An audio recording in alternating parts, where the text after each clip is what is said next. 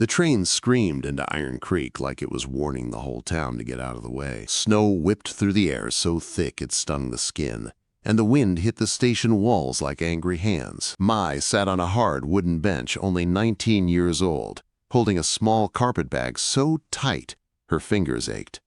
Her red scarf was the only bright thing in a world that looked dead and white. She should have been in San Francisco, where lanterns glowed in shop windows and the air smelled like spices and smoke. Instead, she was here, in a place that felt like the end of the earth. Her father had died in a mining accident 3 months ago. He left behind debts that did not forgive. Men from the Tong had come to their door, quiet and smiling, and those smiles had been colder than this storm. Mai's mother, Madame Ju, had stood straight like a post and made a choice that broke Mai's heart. She had spoken as if the words were stones she had carried for years. "Survival is not about what we want," her mother told her. "It is about what we must endure." A rancher in Montana paid the debt. "He asks for a wife. You will go." Mai had begged. She had cried until her throat burned, but her mother's eyes did not change. Love did not matter next to hunger and fear. So Mai had packed what she could. Under her wool coat, she wore a silk dress her mother insisted on, stitched with careful hands and quiet pride. It was hidden now, like a secret she was not sure she could keep. The station master watched her like she was trouble. He spat into a brass pot and muttered words Mai did not understand but did not need to. She knew that look. She had seen it in some men back in the city too. But out here, it felt sharper, like a knife that had been used many times. The door creaked open, and a gust of snow rolled into the room. A man stepped inside, and the air seemed to change around him. He was tall and broad, wearing a heavy buffalo coat dusted with ice. A wide hat shadowed his face, but Mai still saw his jaw, hard as carved wood, and eyes the color of winter sky. He carried a rifle like it belonged to him the way a hand belonged to an arm. "I'm looking for Mai," he said. Mai stood so fast the bench scraped the floor. Her heart hammered. This was the man who bought her father's debt. This was the man who now owned her future. "I am Mai," she said, her voice thin but steady. He looked at her, and his eyes paused on her red scarf for one quick moment. Then he nodded once, like a man accepting a fact. "I'm Declan Thorne," he said. "Wagon is outside. Wrap up tight. Storm's getting worse." That was it. No smile, no gentle words, no promise that everything would be fine. He spoke like the mountains did, plain and heavy. Mai followed him out, her boots slipping on ice. The town stared from behind frosted windows and from the boardwalk, faces half hidden by scarves and hats. She heard a woman whisper to a child, loud enough to cut through the wind. "That's the wolf of the ridge." And now he brought a heathen bride on Christmas Eve. Mai's stomach twisted. Christmas. She had almost forgotten the holiday these people held close. It felt cruel that the day of peace was the day she was handed over like property. Declan helped her into the wagon without touching more than he had to. The leather seat was so cold it went straight through her coat. He climbed up, snapped the reins, and the horses leaned into the storm. The ride was nothing but white and gray. Pine trees stood like dark shadows, and drifts rose like walls. The horses' breath steamed, and ice clung to their lashes.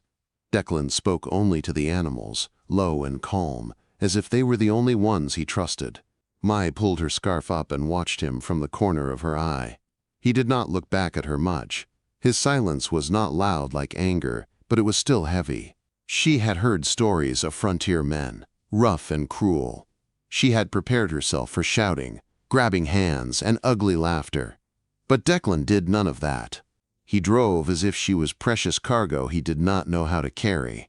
By late afternoon, the sky turned purple and orange at the edges, like a bruise under the clouds. A large cabin appeared through the blowing snow. It was built of thick logs, solid and square, with a barn and corrals that looked strong enough to survive a war.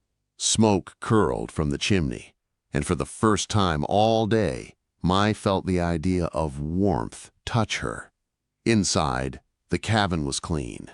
Not fancy, but cared for. A fire roared in the stone hearth, throwing gold light across wooden chairs and braided rugs. The smell of stew hung in the air, and it made Mai's throat tighten with sudden homesickness. Declan hung his coat by the door and nodded toward the fire. "Warm yourself. I'll see to the horses." Mai stood near the flames, hands out, feeling her fingers wake up with pain. She listened to the wind slap the walls. This cabin was strong, but the storm sounded like it wanted to tear the world apart. Declan came back with snow on his shoulders and moved around the small kitchen like he had done it 1,000 times. He set out stew and bread. They ate in silence, the only sounds the crackle of firewood and the distant groan of the wind outside. When he finished, he pushed his plate away and finally looked at her like he was ready to say what mattered. "I know this isn't what you wanted," he said. His voice was still rough but softer now. "A girl like you belongs in a city, not out here with a man like me." Mai lowered her eyes. "I am here to pay a debt, Mr. Thorne. Wanting has nothing to do with it." His jaw tightened, like those words hit a place he did not show often. "The debt is paid," he said. "You are my wife, by law. Papers were signed in town." He paused, then added, "But I didn't bring you here to be a servant."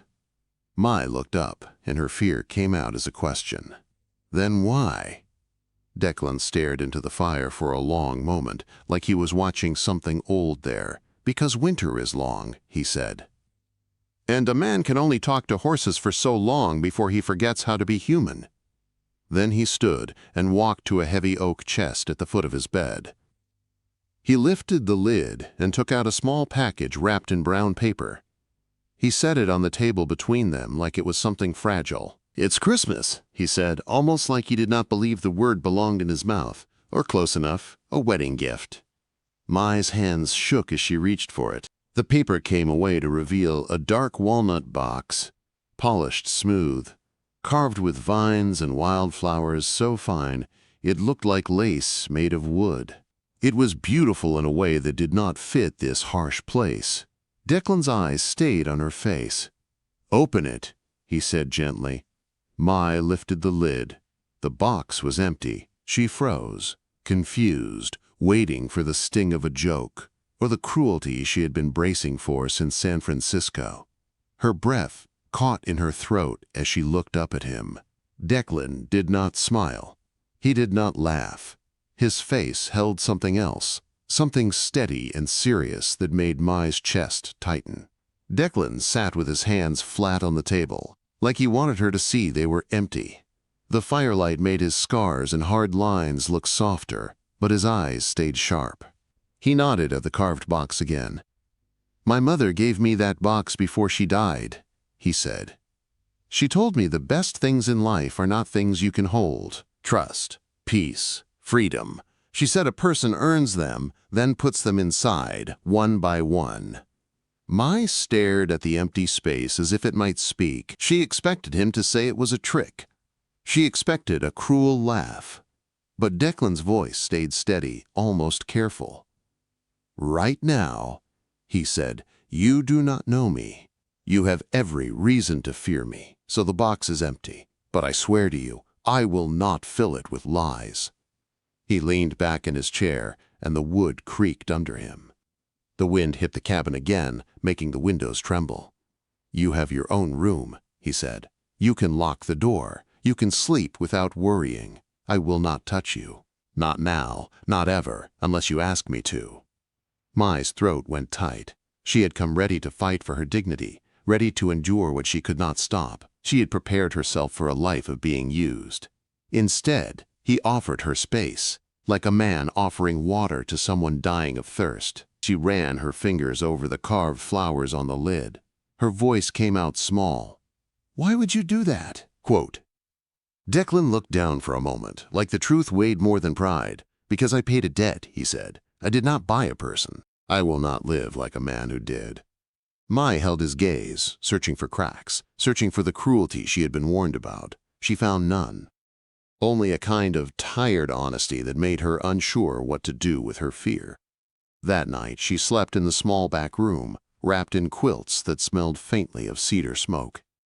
She locked the door, not because she thought he would come in, but because her body did not know how to stop expecting danger. She lay awake listening to the storm, hearing the horses in the barn and the groan of the trees outside. She also listened for footsteps. None came. Morning brought no sun, only pale light trapped behind clouds. Declan was already up, breaking ice from a water bucket and feeding the animals. He moved like a man built for cold and work. He spoke little, but he did not ignore her. When she offered to help, he did not laugh or tell her she was useless. He simply nodded and showed her what to do. Mai cooked, cleaned, and mended clothing that had been torn by rough days. She kept her red scarf close, even inside, because it reminded her she still belonged to herself. Sometimes she caught Declan watching it, but he never stared too long. He looked away like a man who knew how to respect a boundary. Days turned into weeks. Snow kept falling until the world felt buried. The silence outside was so deep it made every sound inside feel louder. The crackle of firewood, the scrape of a chair, the slow pour of coffee into a tin cup. On the coldest nights, Declan sat by the fire and read from a worn Bible, not like a preacher, but like a man holding on to something that kept him steady. Mai did not understand every word, but she understood the comfort of a voice in the dark. In late January, they had to go into Iron Creek for supplies. Mai's stomach turned when she saw the town again, crouched under snow like it was ashamed of itself. The same windows watched them. The same faces judged them. The same cold gossip floated through the air. Inside the general store, men stopped talking the moment Declan walked in. The store smelled like flour, leather, and damp wool. A few women looked at Mai like she was a strange animal that had wandered too close to their homes. A man leaned against a barrel of apples, chewing something slow. He had a smug smile and eyes that did not feel human. "Well," he said, loud enough for everyone to hear, "Declan Thorne finally got himself a wife." Mai felt heat rise in her cheeks, but she stayed still. She would not shrink. The man's name was Garrett. Everyone in town seemed to know him, and the way they watched him made Mai understand he was the kind of man who expected the room to obey. Garrett's grin widened. "Seems wrong, Thorne," he said. "Bringing a city girl out here to freeze. Or did you buy her to keep your bed warm?" Mai's hands tightened around her small basket so hard her knuckles ached. She waited for Declan to explode. She waited for violence, because violence was what men like Garrett expected. Declan did not raise his voice. He set a sack of flour on the counter and turned slowly until his winter-gray eyes pinned Garrett in place. "Mind your tongue," Declan said. His voice was quiet, but it carried, "unless you want to lose it." The room went still. Even the store owner looked nervous. Garrett's smile faltered, but he tried to hide it. "Just saying," he muttered. "It ain't natural."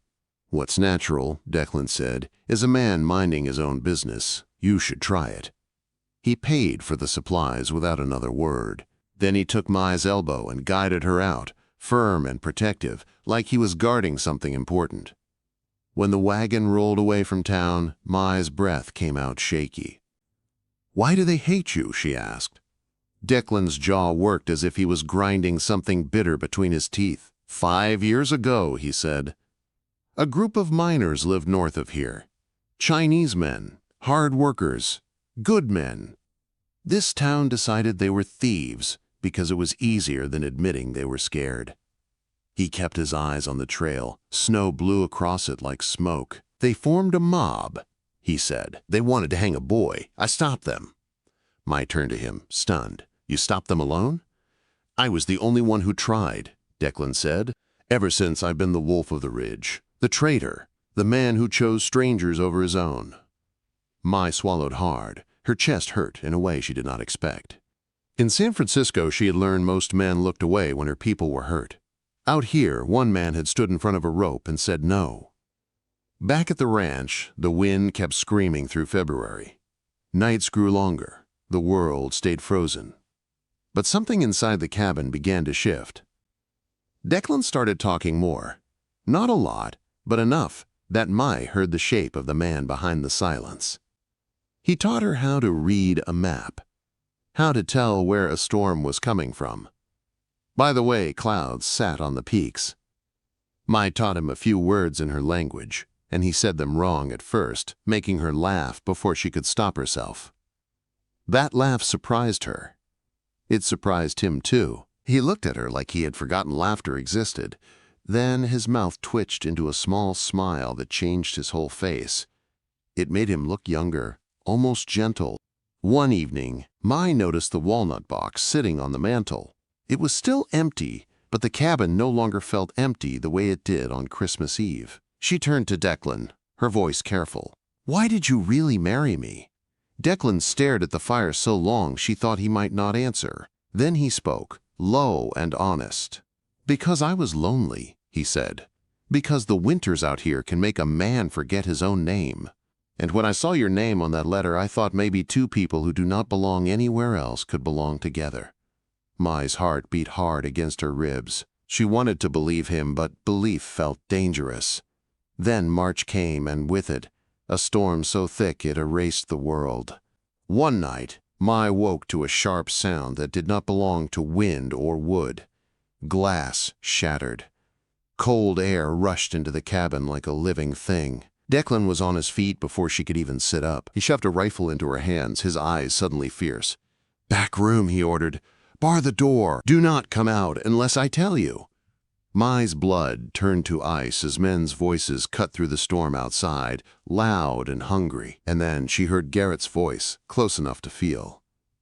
"Come out, Thorne," Garrett shouted, "or we burn this place to the ground." The back room felt smaller than a coffin. Mai shoved a chair against the door and pressed her ear to the wood. The rifle in her hands was heavy and strange, and her palms were slick with sweat, even in the cold. Outside that thin door, she heard boots thudding across the cabin floor and men cursing as they kicked over furniture. Declan's voice rose once, deep and angry. "You are trespassing." Garrett laughed like it was a joke told just for him. "We're taking what's ours. You sit on that land while the rest of us scrape and starve. And we'll take the girl too. City men pay good money for a pretty thing." Mai's stomach turned hard. Her mouth went dry. She pressed her hand over her lips to stop a sound from escaping. The rifle shook. She wanted to burst out and fight, but she knew she would be swallowed whole. A gunshot cracked through the cabin. The sound was so loud in that small space, it felt like the walls jumped. Then another. Then the crash of a body against wood. Men shouted. Someone grunted in pain. Mai clenched her eyes shut and tried to breathe through her nose. She had lived with fear before, but this fear was different. This fear had teeth. Then came a sound that froze her deeper than the storm outside, a heavy fall. Silence for half a second. Then Garrett's voice again, excited and cruel. "Got him. Tie him up." Mai's heart slammed against her ribs. She could not wait behind a door while they killed him. Declan had given her space, he had given her safety. He had treated her like a person, and now they were going to hang him and steal her like a sack of grain. She looked around the room, desperate. Her eyes landed on the small window. It was narrow, but she could fit if she forced herself. The wind outside howled like it wanted her dead, but staying inside would be worse. Mai grabbed her coat and wrapped her red scarf tight. Then her gaze snapped to the walnut box. She did not know why, but her hands reached for it like it was part of her now. She tucked it under her arm and climbed onto the bed. Her fingers fumbled with the latch. The cold made them clumsy, but fear made them fast. She pushed the window open and a blast of snow slapped her in the face. The air stole her breath. She slid out, hit the drift, and sank waist deep. The storm swallowed her at once, turning the world into a spinning white wall. Mai crawled low through snow toward the barn, using the fence line as a guide. The wind tried to shove her back. Ice cut her cheeks. Inside the barn, horses stamped and snorted, wild with panic. She moved to Declan's big bay, the strongest one, and worked the saddle straps with fingers that barely obeyed her.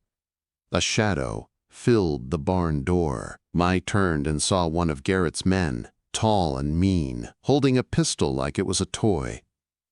"Well, look what we got," he said, smiling. Mai did not think. She swung into the saddle and kicked the horse hard. The animal leaped forward, fear giving it power. The man shouted and fired. The shot went wide, swallowed by the storm. The horse surged through the doorway and out into the night. Mai held on with all her strength. The wind tried to peel her off the saddle. Snow blinded her. Her red scarf snapped behind her like a flag. She did not know if she was riding toward town or toward death, but she kept the horse moving. She repeated words in her head like a prayer. She will not break. She will not break. When the first buildings of Iron Creek appeared, gray shapes in gray light, Mai nearly fell with relief. Dawn was just starting, weak and cold. She rode straight to the sheriff's office and slid off the saddle so hard her knees buckled. She hit the ground, clutching the walnut box to her chest like it was the only thing holding her together. The sheriff opened the door, blinking at the storm and the girl half buried in snow. "What in the hell?" he started. Mai lifted her face. Her lips were blue. Her voice scraped out rough. "Garrett is at the ranch. He has Declan. They are killing him." Quote. The sheriff's eyes narrowed. "That is a serious thing to say. Garrett is a respected man." Mai pushed herself up, shaking with cold and rage. "He is a thief," she said. "He is a murderer. He said he will burn the ranch. He said he will sell me." People began to gather, drawn by her shouting. Men in coats, women with shawls, faces that had watched her from windows, faces that had whispered about heathens and wolves. Mai looked at them all and felt something inside her rise, hot and sharp. "You hate him because he is good," she said. "You hate me because I am different. But he defended my people when you wanted them dead. He stopped a hanging. He stood alone. Now you will stand and watch him die." The wind pushed snow across the street. Nobody moved. Shame flickered in a few eyes, but fear held most of them still. Mai lifted the walnut box. "He gave me this on Christmas," she said, her voice steadier now. "He said he would fill it with trust and peace. He said I was safe." She did not know why she opened it. She only knew her hands did it. The lid snapped up, and something fell out. A folded paper fluttered like a wounded bird and landed in the snow. The sheriff bent down and picked it up. His eyes moved across the lines. His face changed fast, like the paper struck him. A shopkeeper stepped forward. "What is it, Miller?" The sheriff swallowed. "It's a deed," he said, "dated Christmas Eve, signed by Declan Thorne." Mai's breath caught. The sheriff looked at her, then at the crowd. His voice went quiet. He signed the ranch over to her, the whole thing. A sound ran through the crowd, like a single, sharp inhale. Mai felt her knees go weak. The sheriff unfolded a second paper, a letter. His voice shook as he read. It was a message from Declan, a message meant for her eyes, a message that carried the weight of his heart. It said the ranch was hers. It said she could sell it. It said she could go back to her family or go anywhere she wanted and be free. It said he never wanted to keep her trapped in a cold life she never chose. It said he was sorry for buying her, even if it was to save her. Silence fell so hard it felt like the whole town froze. Even the wind seemed to pause. Mai stepped forward and took the papers from the sheriff's hand. Tears burned her eyes and then turned cold on her cheeks. "He is alive," she said, "and I am not leaving him." She turned toward her horse. The sheriff grabbed the reins. "You cannot ride back alone," he said, rough and stubborn. Mai stared at him. "Then come," she said. The sheriff looked at the crowd like he was forcing them to look at themselves. "Are we going to let cattle thieves hang a man who would give away everything for a stranger?" he shouted. "Are we going to let them burn a home while we hide in warm beds?" Men shifted. Faces tightened. One by one, shame beat fear. A ranch hand stepped forward. "I'll ride," he said. Then another. "Me too." Then more. Boots hit snow. Saddles were grabbed. Rifles were pulled from racks. The street filled with horses and men, more than Mai had ever seen move together in this town.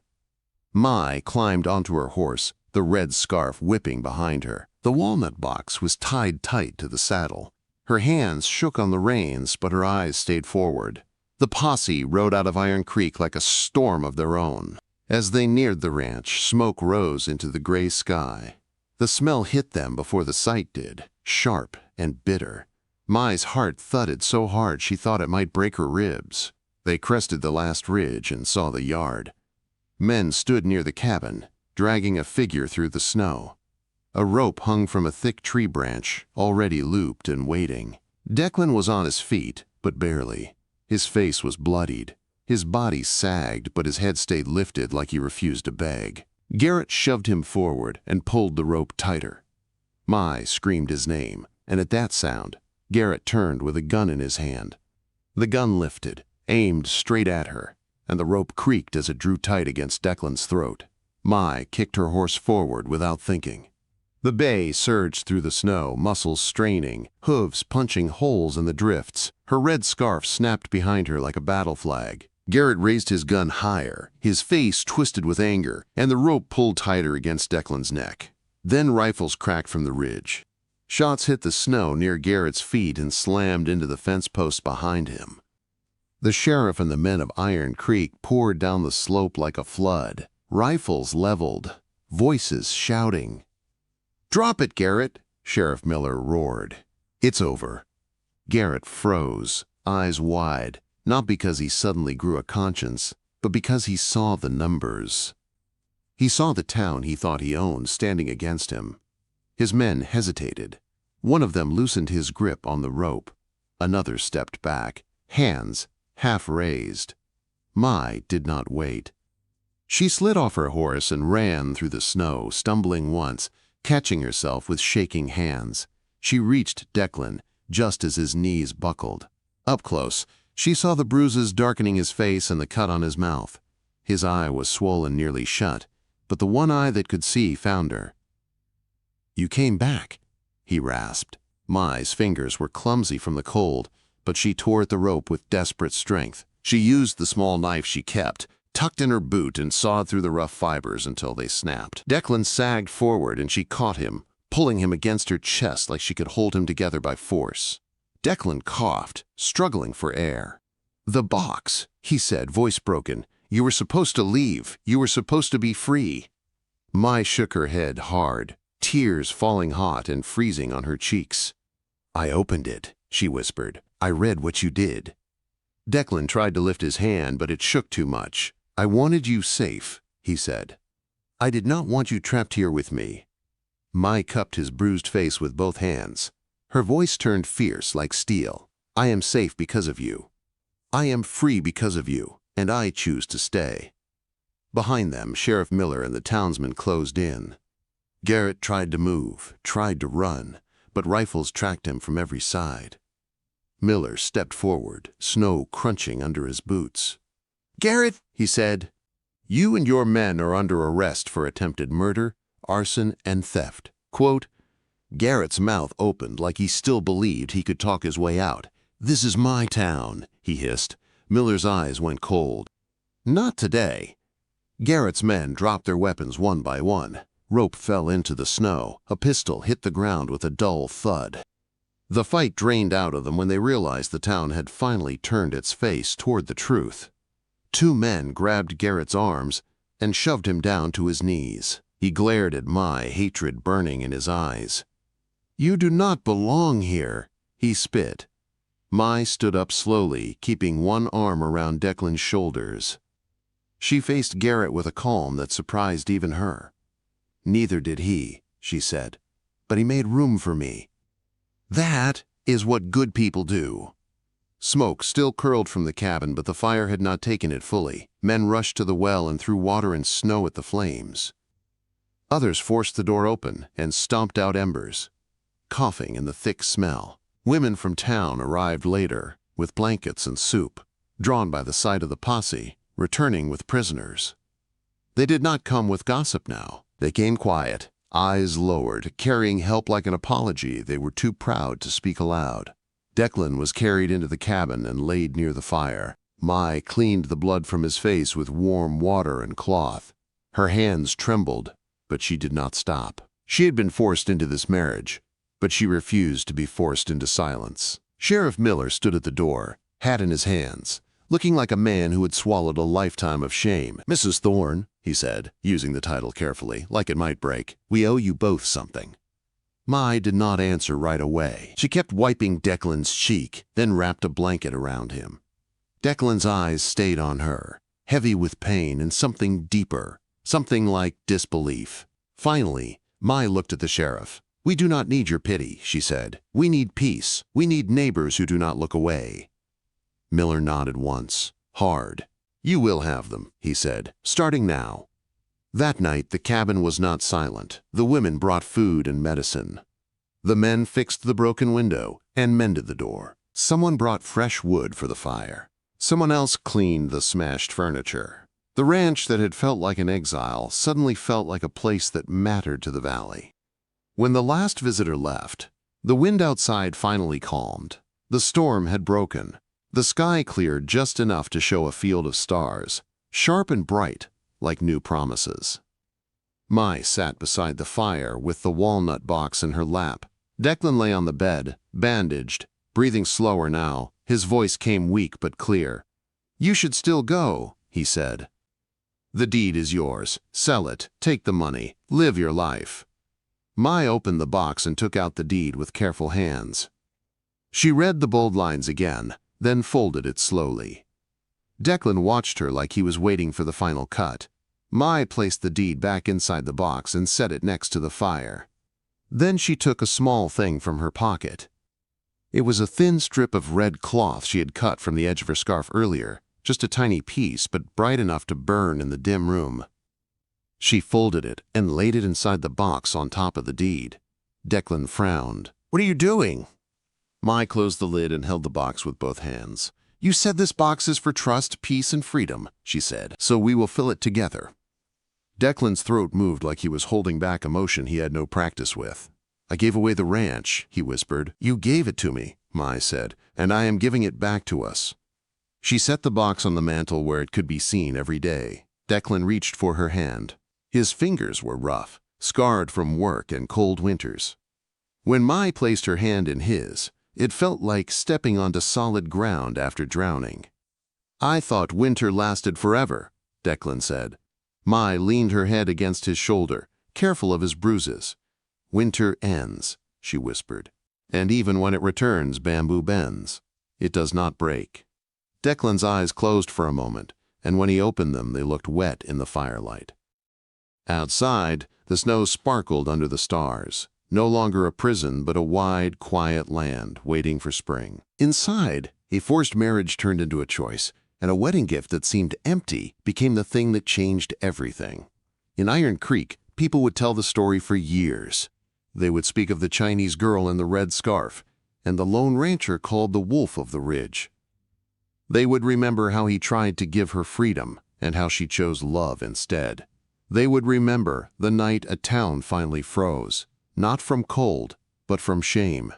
And every Christmas after that, when lanterns lit windows against the dark, Mai would look at the walnut box and smile, because it was no longer waiting.